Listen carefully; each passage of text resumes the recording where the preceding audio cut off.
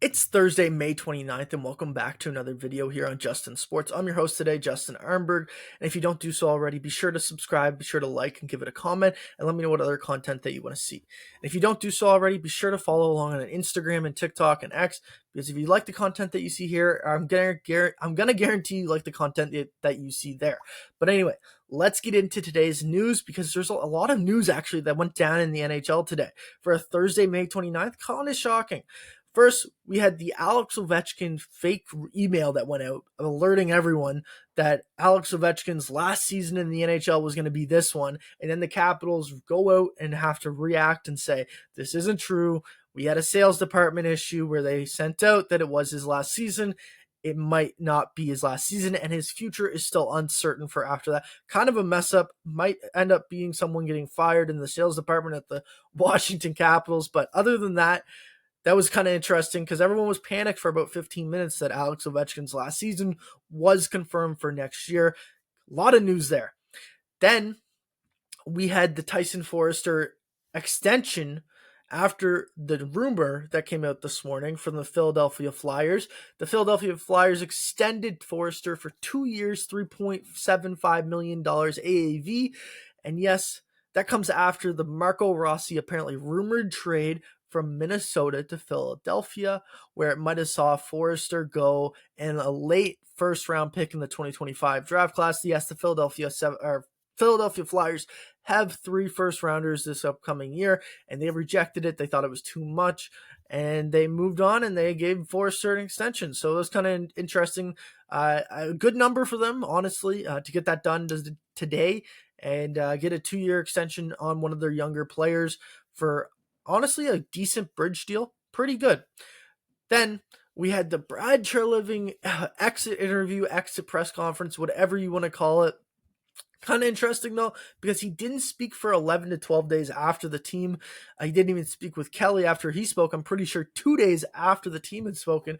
Everything was kind of in the air. Brendan Shanahan's whole thing, he said, was kind of in the air, and it kind of led to some confusion. But anyway, there was some interesting news that came out of the Brad Treliving interview, or I guess press conference, if you want to say. Because when Brad Treliving spoke this morning, he didn't say anything. But by not saying anything, he kind of said something. Does that make sense? When he said that nothing about wanting to re-sign Mitch Marner this morning, it kind of led me to believe that there's no chance Mitch Marner is coming back, if that makes sense. Then when he said that the DNA needs to change within the team, and then was asked about Mitch Marner and where he is in the process, and saying, listen, it's going to be a process that me and Mitch go through. We're having meetings about it right now. It's also a Mitch decision. That just led me to believe that there is no chance that Mitch Marner is coming back to the Toronto Maple Leafs. There's just none. Like at this point, and then we saw the Darren Dreger tweet, 99% chance that now Mitch Marner does not come back. So yeah, everything was kind of in the air. It kind of got told though today when Brad Treliving decided, I'm not going to say anything. He kind of said something by meaning Mitch Marner is most likely not coming back to the Toronto Maple Leafs. And by not saying that you want to re-sign Mitch Marner, that was the most shocking part of the day for me. Because at the very least, I would expect that Treliving would come out and say, we want to sign Mitch Marner. We want to extend Mitch Marner. That would be our number one priority for the summer. Instead, his number one priority was saying, I want to extend Nyes before July 1st, which was very interesting to hear.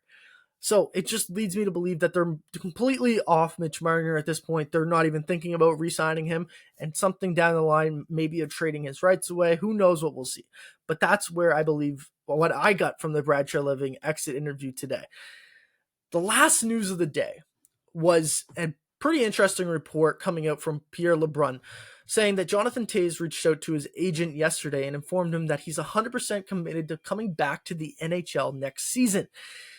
Yes, that means he'll be starting to take NHL calls from teams and leading up to July 1st.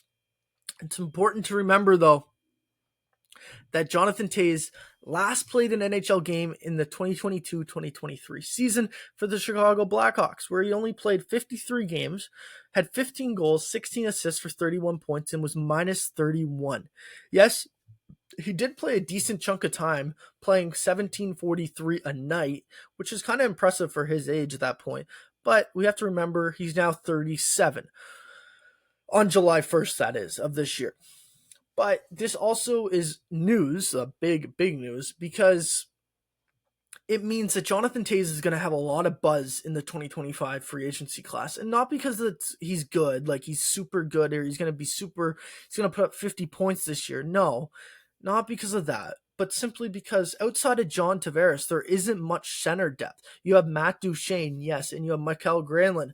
But outside those three names, there isn't really much in terms of adding center depth down the middle of your lineup this year in terms of free agency. So, when it comes to Jonathan Toews, there are two names. Yes, yeah. When it comes to Jonathan Toews, there are two teams that should be reaching out to him this summer. Number one, the Winnipeg Jets, simply because they need center depth. We saw that in the playoffs, that they did not have enough center depth. Mark Scheifele is a terrific 1C, and Adam Lowry is a decent 2C, maybe better at a 3C, but they did not have the center depth to contain what Dallas was throwing at them, or even St. Louis. And the number two team for me has to be the Toronto Maple Leafs. And I know that you're going to say like Canadian bias here, but listen, these two teams desperately need more center depth, and they desperately could use someone like Jonathan Toews down the middle of their lineup. Yes, the Toronto Maple Leafs are much better in terms of what they actually already have with Austin Matthews and John Tavares, who will probably be back, we're assuming. But Jonathan Toews could add so much more stability at that 3C position for the Toronto Maple Leafs. That, at the end of the day, is what the most important thing is. So, to recap, yes, Jonathan Toews is not the best, or like at the end of the day, Jonathan Toews is not going to impact the team greatly next season. He's not going to have a 50-point season. But for the Winnipeg Jets, who desperately need a 2C or a 3C, and the Toronto Maple Leafs, who need stability at their third line center, Jonathan Toews could be the perfect fit that they're looking for, and could be a cheap deal this summer that they could turn into a great bargain deal for this upcoming year. That's all the news for today, though, on the NHL, and we'll see you next time on some more news and updates, and maybe a video tonight on the potential rematch. We'll let you know. Have a great evening, and we'll talk to you later. Bye.